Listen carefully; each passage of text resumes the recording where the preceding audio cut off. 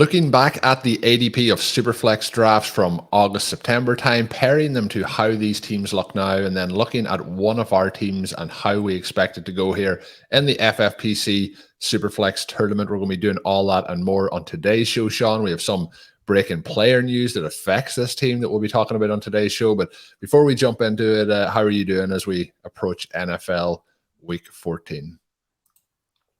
Awesome. As you mentioned, we do have some player news that's going to shake a few things up both here and on other Superflex teams. I do think this is one of the fun parts of Superflex.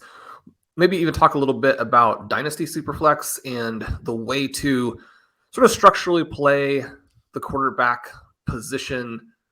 Colm, I don't think listeners will be that surprised to discover we may have a few contrarian takes at the QB position. But again, obviously always informed by the evidence, informed by the fantastic tools that Mike Beers built and that are still on the site and being updated.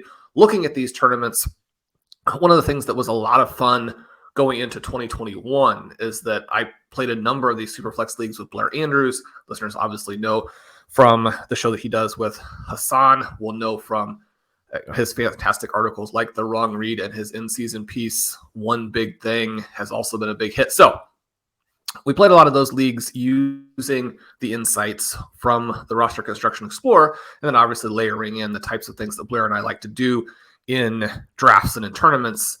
And those went extremely well last year, which allowed us to play quite a few leagues again this season. And we also switched some things up because you do get responses to what worked the previous season, just big picture. And then you also get some responses to kind of the penetration of information into the drafting community as a result of tools like the RotoViz Best Ball Suite. And so from that perspective, you know, drafters are going to react, and then you're not dealing with exactly the same environment that you were dealing with the previous season. So we'll look at that. We'll discuss a little bit here of some listener leagues. We always appreciate having a chance to do that. Those are some of the most fun drafts we have every off season. And Colm, last year, the listeners really took it to us. And so it's fun to have bounced back with a good performance in overtime too this year. We did 2 of these Superflex Best Ball leagues. Yeah, and it's something that we probably should mention more on the show, Shawn, that, you know, we talk a lot about Connor, obviously won the Best Ball Tournament last year over at the FFPC. We did come second in that tournament with Blair Andrews. So we did have success last year, but drafting against the RotoViz Overtime listeners and the community here has been tough over the years. And so anytime we can, you know, compete with them, and they're using the same tools, they're using Shawn's rankings, for example, going through these drafts, it can be challenging, and they're listening in and watching us draft and seeing how we do things. So they have kind of an inside track on what we're trying to achieve. And that does lead to some contrarian options like what we have done in this draft that we'll be talking about, but across drafts. And something that you and Ben talked about a little bit on your early Stadium Banana show this week is kind of that landscape and people's reactions and how that will develop heading into 2023. One of my favorite things that we do each year is look at how people's reactions may lead to their draft decisions. And that was something that we were able to take advantage of with some of our early best ball drafts this year, as the landscape kind of tilted back kind of to a more common state as we got into August towards September. But looking forward to breaking those down. But this is kind of a little early bit where we can look into this draft and see maybe some changes we would do, maybe some things that we're really pleased that fell our way that maybe we weren't all that enthusiastic about at draft time. But Shawn, before we get into it, I want to mention again to the listeners, talked about this on the last 2 shows, but the code RV Radio 2022 has been updated to a 25% off a 1-month RotoViz pass at rotoviz.com. All you have to do is add the code RV Radio 2022 while checking out when buying a 1-month pass to get yourself that 25% discount. And as Shawn mentioned there, with the suite of tools at RotoViz, it will allow you access to all of them and also all of the articles up on the website. But Shawn, when we talk about this team, I'm going to make it turn into a crystal ball segment as we progress through it, and that will be our WinBet crystal ball segment of today's show. You can sign up though today at WinBet to receive a special sports offer. Bet $100, win $100. Download the WinBet app now or visit winbet.com to start winning. That is WYNN bet.com. Shawn, time to try and get ourselves a little bit hyped here. We have 1 week left. We do not want to, hopefully this isn't a case that we're jumping the gun and this team somehow suddenly collapses this week and we don't make it through. So we have a late quarterback approach, but we are in a team that is pretty close for first and second. Paddy is in second place, Daniel's in third, Eric's in fourth, but there is a gap of 60 points between us in first and that third spot. So hopefully we have enough to coast us through here. But I am going to share the draft board up on the screen now for anyone that is watching on the RotoViz YouTube channel. We went with Jalen Hurts from the 9 spot. So we were at the 109. We get Jalen Hurts, but Shawn, our decision then was to really hold off, and we do not take another quarterback until the 9th round. That is Baker Mayfield. Then in the 11th round, we go Marcus Mariota.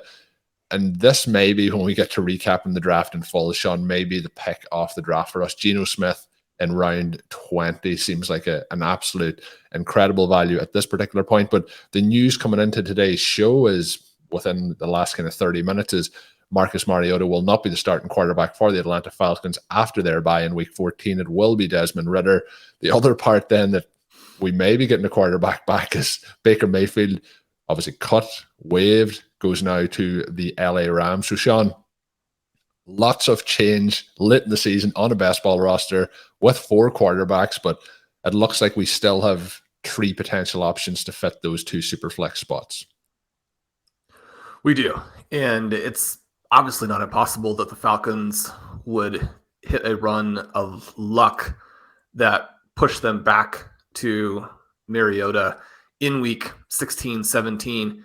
Hopefully that's not the case. Hopefully Desmond Ridder goes out there and impresses and earns himself an NFL job for the future. The Falcons are in this uncomfortable position where they're going to be, in all likelihood, a little bit outside the range of the best QBs, unless if they lose out and start to get up there, right there on the edge. And yet, if they go into 2023 not knowing what Desmond Ridder can do for them, they could be in a world of hurt. I think that this team needs to fire everybody and start over.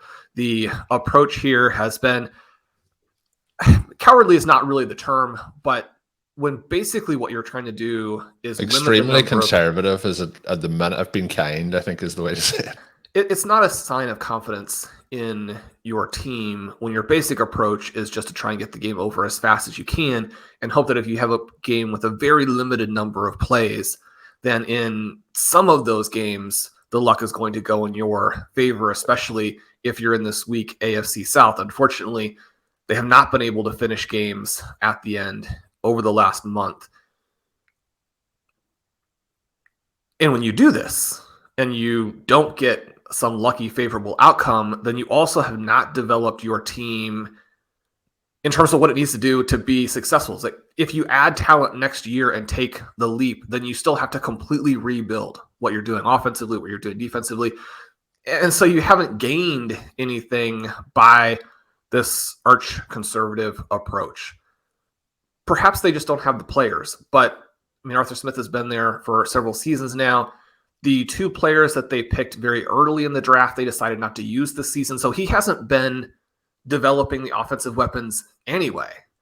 I mean, how do they know if they have the guys when the coach refuses to use them? So I think you're going to get a completely different look from the Falcons next season. But regardless of what that look is, and this could be a situation too where it actually does come down from the top, letting them know that we've reached a point. But we had this conversation or the situation with the Colts where ownership said they'd had enough of Matt Ryan. You end up with the coach getting fired. You do have Ryan going back in there because the interim coach is able to convince the organization that it actually helps the team develop the most to have Ryan in there instead. Obviously, they're going to have to go in a different direction at the QB position next season. But once we get into these really disappointing seasons for ownership and for the front office, you do then have to look forward and find out what you have. And that's something that the Washington Commanders should have done, but they have hit this sort of fluky run where they've won games, and now they don't know what they have at the QB position. Now, they may make the playoffs and still be back to square one next season as well. Colm, it's interesting because you and I have a number of Superflex teams that are actually doing well, even though we selected one quarterback at the top and then took Ritter, Howell, Corral late. And obviously those would be sort of middle of the offseason teams before it became obvious that Corral wasn't going to factor in. Obviously, Lamar Jackson going out on some of those teams now gets it down to a 0 quarterback build in Superflex. I'm excited to get Ritter in there, see if he can score some points. Week 14, those teams are obviously going to take a 0 because the Falcons are on the bye and Lamar Jackson is out. But that's an encouraging step for those rosters if they can make it through. And they're in position to get through, even if they do take a 0. You mentioned not cursing our team. We do like this squad. We think it's probably going to get through. You mentioned we have a 6-point lead on Patty. I wouldn't be surprised at all if he jumps us this week. The other two teams that are fighting with an outside chance, and one of the reasons why, we can't feel comfortable, and you don't really have to do anything on a best ball team, but you should never give up that rooting perspective. You can have these 200, even 225 point games where you can pull back 80, 90 points in a hurry. So the next two teams, Daniel and Eric, those squads were selected out of the 101 and out of the 111. Probably not a huge surprise that Daniel's squad that starts Josh Allen, Austin Eckler, CeeDee Lamb is in the mix. Not a surprise that Eric's squad that starts Christian McCaffrey, Travis Kelce, Saquon Barkley is in the mix. Eric is the one team here who doesn't select a QB through 2 rounds, and I think that part is interesting. We can kind of contrast what he does to try and overcome that with what we have done. We are the only other team that doesn't have at least 2 QBs, and in most cases 3 QBs in the first 6 rounds. Colm, take us through how we started this and some of the things that we were thinking. Yeah, and just before we get into that part, I think looking back at where some of these quarterbacks were going at the time, so a lot of leagues we were having our draft discussions around, do we draft Mariota, do we draft Ritter? Similarly with Tannehill and Malik Willis, and there is some teams that will also be benefiting from Ritter coming in with this change. The difference is, have they had enough points to this point to make them into a contender? But I think he could be a very interesting player for teams who have snuck through or made it through, particularly in 1 quarterback formats, or maybe some teams have drafted 3 quarterbacks and he may have been the guy at the end of the roster. We talked about if those teams were not competing, the change could happen. So that's going to be interesting to track over the next couple of weeks. But Shawn, you mentioned our team and how we played it out. So Jalen Hurts was the 9th overall pick in this, but we go Justin Jefferson, Derrick Henry, T. Higgins, Breece Hall, TJ Hawkinson, Devontae Smith, Drake London. Then we go in with Baker Mayfield, Sky Moore, Marcus Mariota, Noah Fant, Christian Watson, Isaiah Spiller, Tyrion Davis-Price, Trey McBride, Chris Evans, Jerick McKinnon, Taquan Thornton, and Geno Smith. So looking through the team in full, Shawn, first of all, is something that I tend to do with my best ball rosters, is see who is no longer really available on this roster. Now, you mentioned there's a chance that something could happen that takes Mariota back into play. But for this team, the real player that is missing for the rest of the season definitely is Breece Hall, which has been something we've talked about on the show. We probably don't need to talk about it a huge amount more, but a devastating injury to a lot of our teams. So this team still being able to maintain that push is obviously fantastic, but it's just unfortunate that he is no longer in play. Somebody who was extreme value, I thought, when we were drafting throughout August into early September, was Derrick Henry. To get him in the 3rd round of the Superflex format, I think is a big edge there. But when we look through this team, Shawn, we do have players who we thought could have been lost, and they haven't had a big impact since they've come back, with the likes of a Taquan Thornton is in there.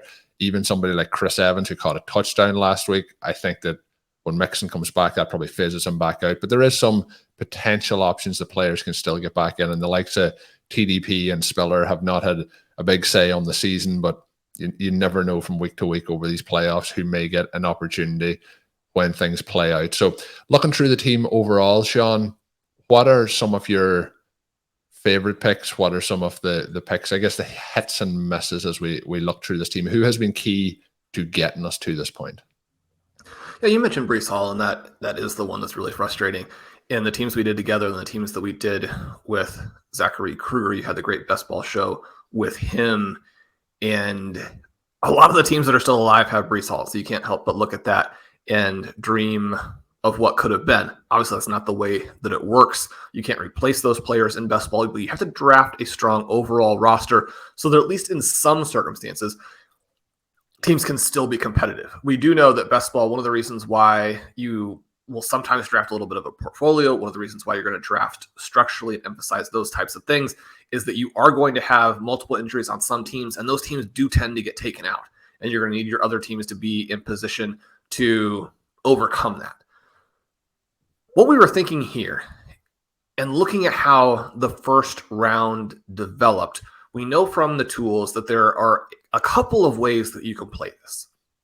You had mentioned to me that on a lot of your best teams, you just went with 2 quarterbacks, and the tools showed that that actually is a controversial, slightly contrarian, but potentially successful way to play this. Now, you have to hit on those 2 QBs. They need to stay healthy. They've got to score a lot of points, but you can work through the buys. You can fail to take advantage of the optimized scoring, in part because the third quarterback isn't going to actually score into your lineup that often anyway, and it allows you to save a roster spot. So if you do go heavy to QB early, you might consider just stopping at 2. The other thing that you can do is a more normal approach where you take 2 in the first 3 rounds, do add that third quarterback in there, hopefully late. But then the final option would be to take a quarterback or maybe even go 0 quarterback like Eric has done here, and then really wait. And you need to have some specific targets that you have a really strong thesis for. Now, I say have a really strong thesis for. Obviously, if they're late targets, there's going to be a wide range of outcomes. There's going to be the potential that they don't work out. And if they don't, then you're going to have other people come back and say, I mean, your thesis was actually just hoping to be lucky. And there is going to be a luck element. But one of the reasons that this team worked for us, Colm, is that we did have a couple of guys that we thought were going to be the starters and maybe not score as well as they did. I mean, we hoped that Mariota would score a little bit better. Geno Smith, the 20th round pick, we thought would be the quarterback for the Seahawks. They would score better than people expected. Again, maybe not as many points as he actually did score, as well as he scored.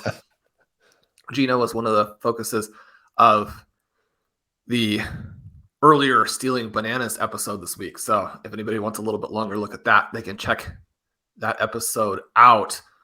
But my feeling in 2022 was that once you miss on the end of the QB run, you want to try and create extreme value at a different position. So Blair and I had some teams where we actually started Cooper Kupp, Jamar Chase.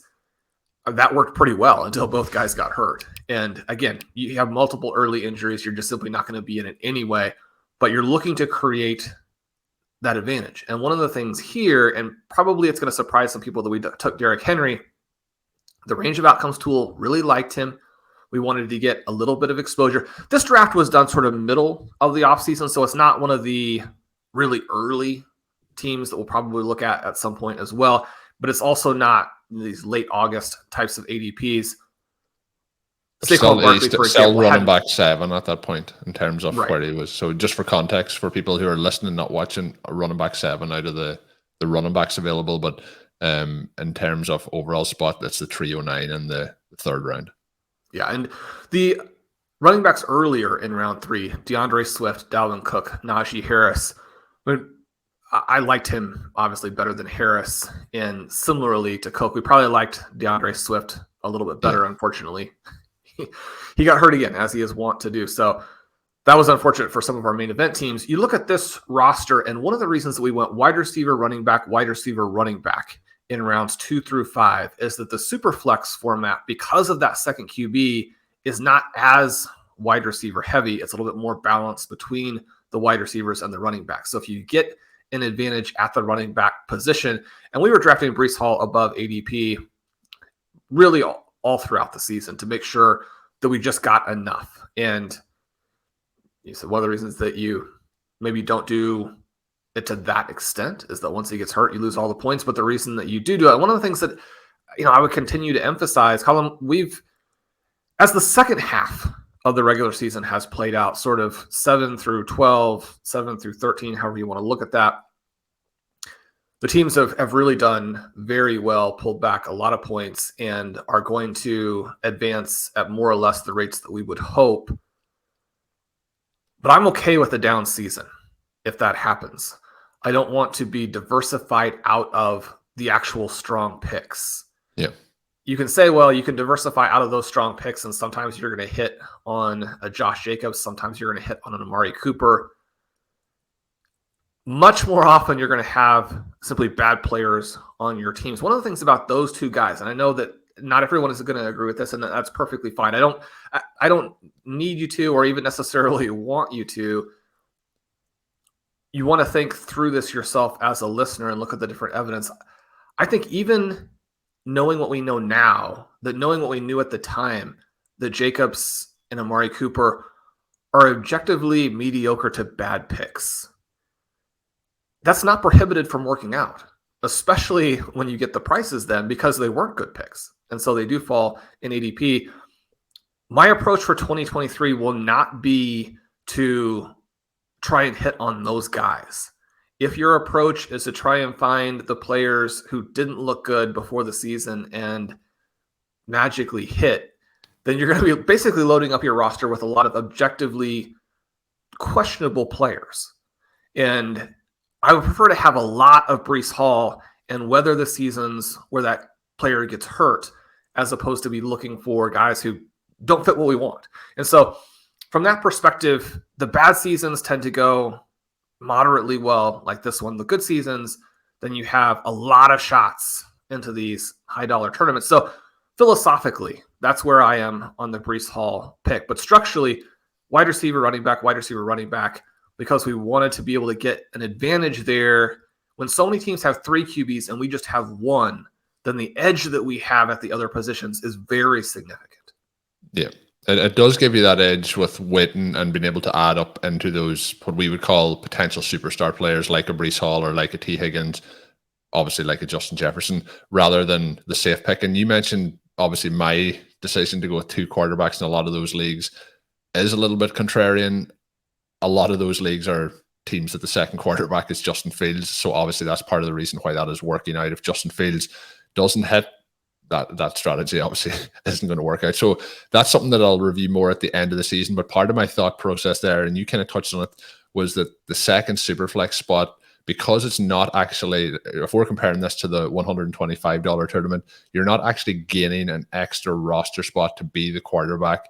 You have the same amount of roster spots. You're losing one of the flexes to be a super flex. And my thought process on that strategy was the likes of maybe Ryan Tannehill, Matt Ryan, the weeks where they're scoring 16 points as a quarterback, there's a chance that, drafting somebody like, I don't know, at that point, Breece Hall goes after Matt Ryan, in this. So weighing that up, who scores the most. And similarly to wide receivers or tight ends in this format and tight end premium.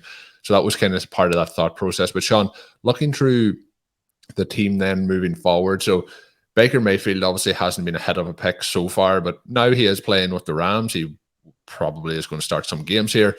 You never know when that could come into play. Puts up 18 points, maybe somebody who slides into that second super flex spot. Obviously, Jalen Hurts has been a massive hit for this team. Justin Jefferson a hit. Derrick Henry a little bit up and down, but I think has delivered on probably what our expectations were. We have T. Higgins then, who I was talking with Zach recently, and Zach was saying, Higgins hasn't been what he had hoped. But then when you look at the games he has missed and how he has kind of done overall and with what's left to play in the season, I don't know about you, Shawn. I think Higgins has kind of also hit around expectations. Hall obviously out. Hawkinson now gets a move. These are things you cannot plan for when you're drafting this team. Hawkinson is now with the Minnesota Vikings, but Devontae Smith paired with Hurts has been a hit. Drake London hasn't been that hit, but he's obviously going to be interesting to see how that plays out with Ritter. Sky Moore, I think part of our thesis here, Shawn, has always been with rookie players coming on as the season progresses. So my next question is Drake London, Sky Moore, Christian Watson, and potentially even Tyquan Thornton down the stretch here. We have 4 rookie wide receivers on this roster. What are your expectations for them as we push forward, the thesis behind it? Do you think we're going to have that be our advantage here over the next kind of 4 or 5 weeks? Yes and no, right? The really cool part about this, and really the thing that's allowed us to weather some of the other injuries, like a Breece Hall, is that Christian Watson, after the very slow start, has blown up.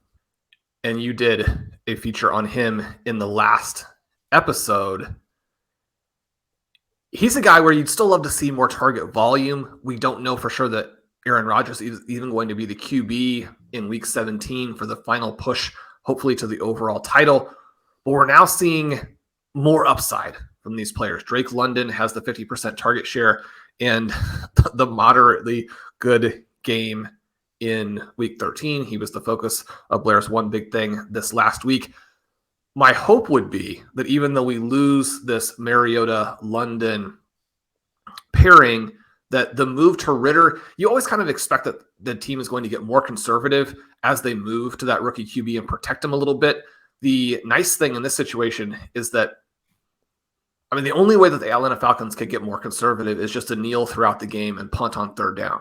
And so you're going to, and if you want to see what Desmond Ridder can do, you're going to have to throw a few passes, right? It doesn't make sense to put the rookie QB to develop him. And then, I mean, the funny thing is, if you didn't already know what the pass environment was for Atlanta, then you would say that the level of passing that Mariota has done is below the level that you would have as a bare minimum for trying to see what your rookie QB could do.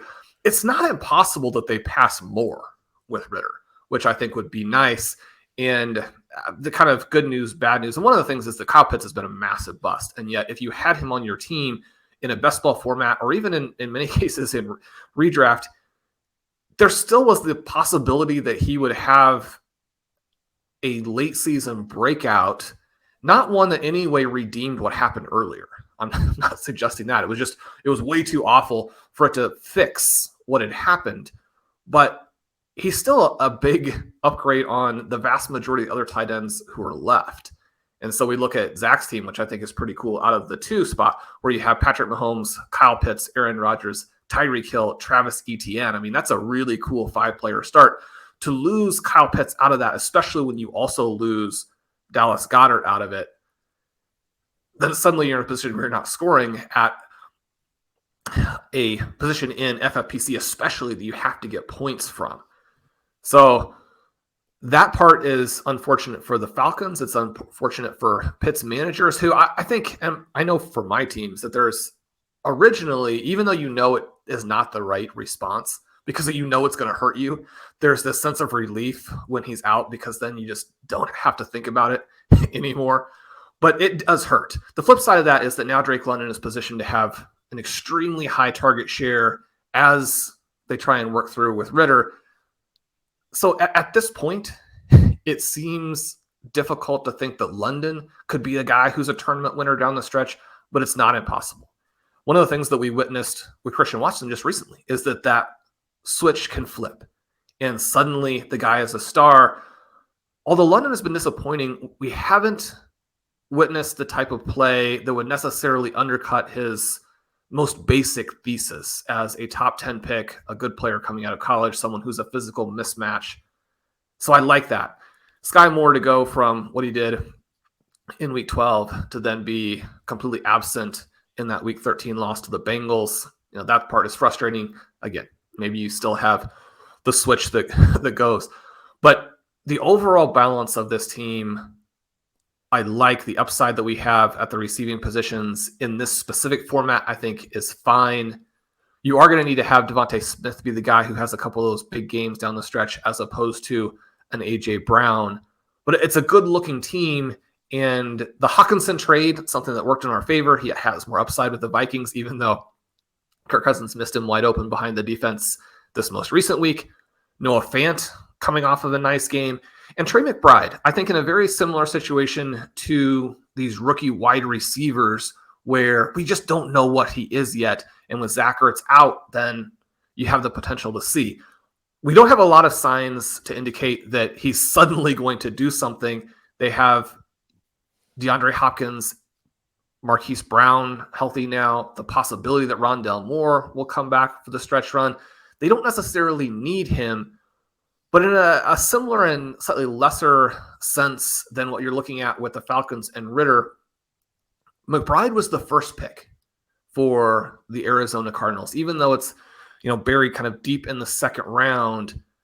Arizona, another coaching staff and front office that are under pressure. If they do not finish the season well, you're probably looking at an entirely new slate of decision makers there next season. And the little kind of side note to doing well is that the first person you pick in the draft needs to not be a bust, especially when everything else is going wrong. Sometimes you need him not to be a bust even when things are mostly going okay. That's what we watched happen with the Tennessee Titans. So there's plenty of reasons and sort of pressure behind the scenes that could push these guys in and make them more relevant. And then Colm, obviously the other thing that we need is for Jerick McKinnon to keep bailing us out because the other late round picks at running back have not hit and Breece Hall got hurt. I mean, this is almost a one running back team. And while best ball teams are limited enough and everybody's dealing with enough injuries that mostly you can get across with your good players carrying you, to start taking zeros, especially once we're in the tournament, I don't think that will work. Yeah, and I think that's been very harsh, Shawn, on Chris Evans, who did sneak into the team last week with that touchdown, 7.8 points, mix it in there. You never know when these players come in and give you that edge, because although it was 7.8, it's not that exciting. It was actually 2 points more than the 5.8 that Derrick Henry did put up in week 13. So we'd be hoping for more from Henry moving forward. He hasn't really been that efficient over the last couple of weeks. But to give listeners an idea of the team who we had last week, puts up 160.58 points. It is Jalen Hurts, then Chris Evans, who I mentioned, Jerick McKinnon puts up 14, Christian Watson, Devontae Smith, Noah Fant gets in a tight end, then Geno Smith. There is any week that we can get Noah Fant hitting in this team, it is going to be an edge, because there's a good chance that Geno also is hitting a little bit there. But interesting last week, Shawn, that Justin Jefferson does end up as the second flex option, because in this format it is quarterback, 2 running backs, 2 wide receivers, tight end, and 2 flexes, and one of them obviously last week being Geno Smith. So my question for you is going to be, now moving down the stretch, if this team is to go on and potentially win this tournament, what are we looking at? Is obviously Jalen Hurts is locked in there. I think Geno Smith is likely going to be locked into one of those super flex or flex options. Derrick Henry hopefully will be somebody who can be anchored in at running back, although as I mentioned, he did not get in at all last week. Justin Jefferson's there, T. Higgins is there, Devontae Smith's there. I think those are the 3 guys that are set up for us at wide receiver. But interesting to mention that Fant got in there last week. Trey McBride hasn't got in, and that meant that Hawkinson also didn't get into our starting lineup this past week. And it can be hard in this format because of the second quarterback to fit some of those high-end performances in there. For example, Drake London isn't in there from last week with 15.5. T. Higgins isn't in there, it is only 12.5. But some thoughts on how you think we need this team to go, because you made a good point there with the running back position. Running back is going to be what kind of takes us, because you have to start 2 of them. Whereas in this situation, if you have 5 wide receivers that hit in a week, it isn't the same advantage as it would be in the regular format here at the FFPC. Right. We're going to need these receivers to blow up in a big way. We're going to need TJ Hawkinson. You mentioned T. Higgins not having the huge season, but he does have 2 24-point games in the last 3 weeks. Yep. That, again, a little bit of part of the push and something we're going to need to have in the fantasy playoffs, especially with Jamar Chase coming back. You'd love to see Chase be a little bit of a decoy on these teams where you have Higgins. Obviously, as I mentioned, we have plenty of Chase on those teams. We want him to be the superstar.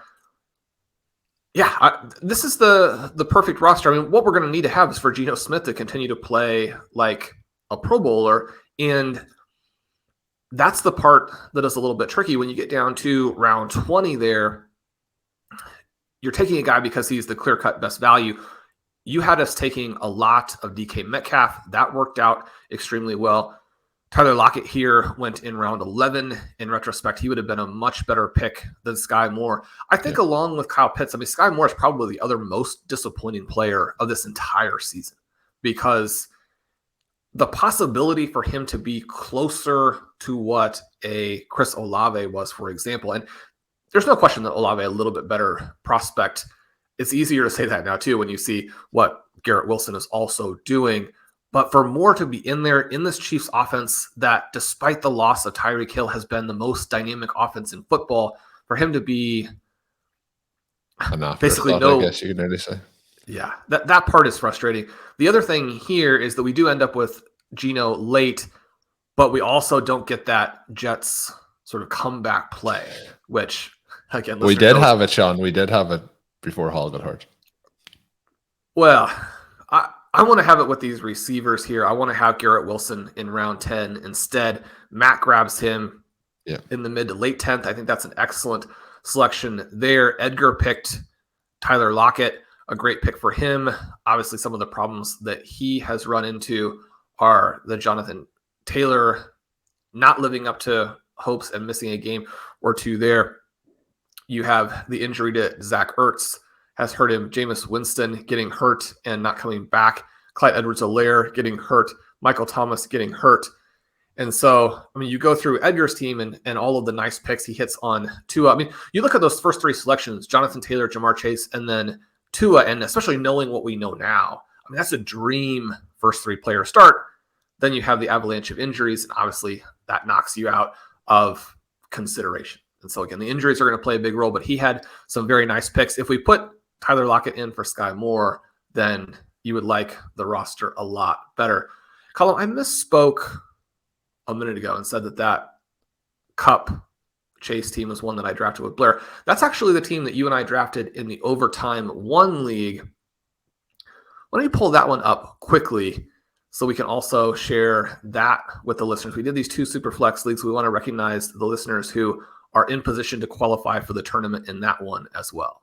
So, Shawn, have that league up here on display now, but a shout out to a very close top 3 in this one. There is only 7 points splitting the top 3. We have the Cat Dad at 1897.2 points. We have I Am Alex FF at 1892.44, and then we have Ryan at 1890.10. So there is a 70-point gap then down to modified 0 QB, but that is a tight race here. 1 week to go.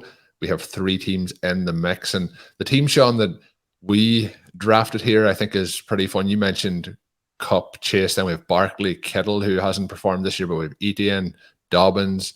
Our quarterbacks here are a little bit more challenged. We still do head on Geno Smith in the 20th round. That was a common theme of some of these drafts for us. We have Ritter, we have Baker Mayfield. So we're really adding quarterbacks in these last couple of weeks for this team, but unfortunately, with that Cup injury, we have fallen down quite a bit. We're down to 10th place, but those teams that are in the mix are going to be interesting to see how they do over this week, because there's only going to be 2 of those top 3 that make it through. But Shawn, looking at this roster just quickly and briefly, I do think that QB throughout the season has been where it has hit us, and then Dulcich has had some flashes and a nice performance this past week, but between Dulcich, McBride, and then Kittle not performing, we've really struggled at the tight end position throughout the season. Well, Dulcich has been giving us those points of late, and I really like that. You mentioned the QB. This comes down, for the most part, to the Cup injury and J.K. Dobbins not doing what we had hoped. So you look at this team, you're in 10th place, you say, what would I do differently? And for me, basically, you want to get a better QB than Zach Wilson as your QB1. And we really wanted Mac Jones. He went 1 spot ahead of us. I mean, obviously, he did not have a great season either. And so it's not like that would have fixed the problem in and of itself. Really, just taking Kenny Pickett, where we took Darnell Mooney, and not selecting Zach Wilson would have been a better way to play it. But big picture, I would just draft this team again and wait for Kupp and Dobbins to not get hurt. And I say wait for, just assume a different injury scenario plays out. That's not always the case. I mean, you're going to have some teams when you go back and you evaluate them and you clearly made some mistakes and you want to do those things differently. So simply saying that in this instance, I would draft the same team or a very similar team doesn't mean that we want to ignore mistakes or not improve our process. That's one of the things that we'll be talking a lot about through the offseason and how we want to play 2023. Looking at the teams that are in it here, this is a fun group. I mean, I love everybody who is on our listener leagues, and so I don't have any type of rooting interest. The Cat Dad and Alex are in a lot of these leagues, so obviously it's fun that they're doing it. Ryan was in both of the 2 leagues that we talked about. I love his team name. No punt intended. I think if you're going to have a pun, that is a perfect one. We look at these squads, and they're interesting because they're all different. You have for Alex this Mahomes, Rodgers, Devontae Adams, Aaron Jones start. He's obviously going very Green Bay heavy. Colm, I know that's a team after your own heart, but it's Mahomes, Adams that are carrying you there. Devontae Adams, even in a Superflex, to be able to get a player like that in round 3, that's a massive home run. That's one of the picks that Blair and I have on all of our teams that has worked out. We have Adams and Henry, kind of a unique older situation. Blair and I like to take players in Superflex that we're not getting in some of our other leagues, so we do have some different results there. He also has DK Metcalf, a huge hit for him. Dameon Pierce in round 14, at least a moderate hit. Pierce has cooled again with just how bad the Houston Texans offense has been. But then you look at Jamal Williams in round 16. Jamal Williams, one of the absolute league winners this season and someone who's going to cover up a lot of other potential issues. Then we look at Ryan's team out of the 5th hole. Justin Herbert, even as a disappointment, someone who's going to give you a floor. Then you have Eckler, Henry, Keenan Allen. So Ryan overcoming that particular injury, Leonard Fournette, Marquise Brown. And then he takes the 2 QBs in 7 and 8 with Ryan Tannehill, Matt Ryan. Those plays haven't worked. Matt Ryan hasn't necessarily worked, but again, it hasn't been a 0-point situation. His team looking cool. He is the drafter who hits on Amari Cooper in round 10. The Tyler Lockett selection we just mentioned was a very good one in round 11, and he selected DeAndre Hopkins in round 9. So if Ryan is one of the 2 managers who make it into the postseason, I think he's got to be really excited about how that part of the roster looks. Hopkins teams who advance are going to be good. And then the kind of fun one to round this out with the Cat Dad, you have that fading QB approach. And so to see a QB start, a QB and then wait, and then a 0 QB, at least from the perspective of Superflex, really cool to see these differences. And I think that's one of the fun things of 2022. It can be easy to look at some of the frustrating elements of 2022 and miss that the sort of balanced nature of it has made it really fun for the varieties of structure that will work. But this team, Justin Jefferson, massive hit. Travis Kelce, massive hit. Najee Harris, Trevor Lawrence, Breece Hall. I mean, he's sitting there like us thinking, man, this team just had Breece Hall, thinking where I would be. Jared Goff, a player that we drafted onto a lot of teams and like.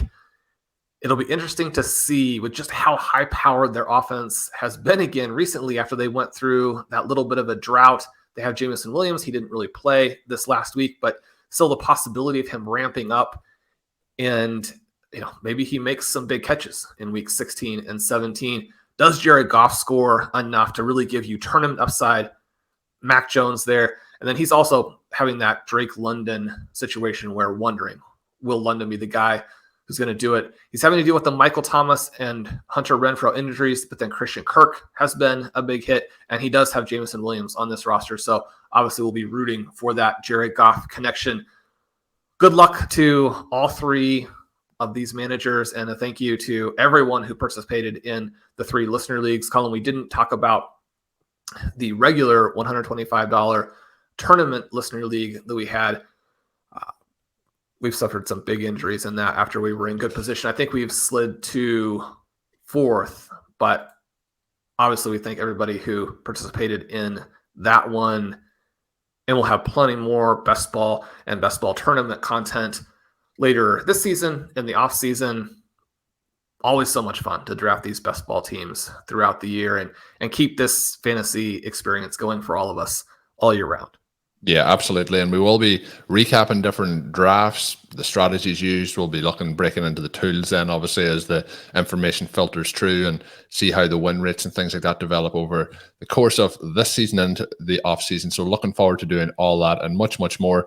But hopefully you've enjoyed listening in. I know people had a lot of positive feedback for the draft shows themselves when we were drafting these teams, and hopefully with these teams, we may, over the coming weeks, if the teams continue to progress. We had a lot of fun last year, Shawn, sharing the draft with me, you, and Blair, because we were able to listen to that, as the tournament progressed then. So hopefully with these teams, maybe that's something that I'll dig into the archives and find that draft of the team that's going to win that league. Hopefully, again, try not to curse us before this weekend.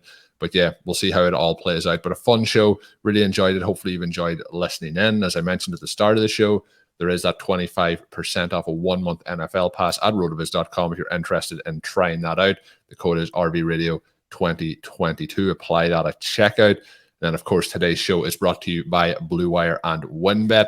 Shawn, we will be back with the instant recap show for NFL Week 14 this coming week. It'll be out and available for you at 5 a.m. Eastern, when you can get, as you know, if you want to set your alarm clock and get up nice and early and listen to that, do so. I would say you can sleep in and listen to it when you wake up. But looking forward to NFL Week 14, the last of the buys, and we'll see how it plays out. Good luck to everyone trying to squeeze their teams in these best ball tournaments, in BBM3, for example, and any of the variety of Underdog or FFPC leagues.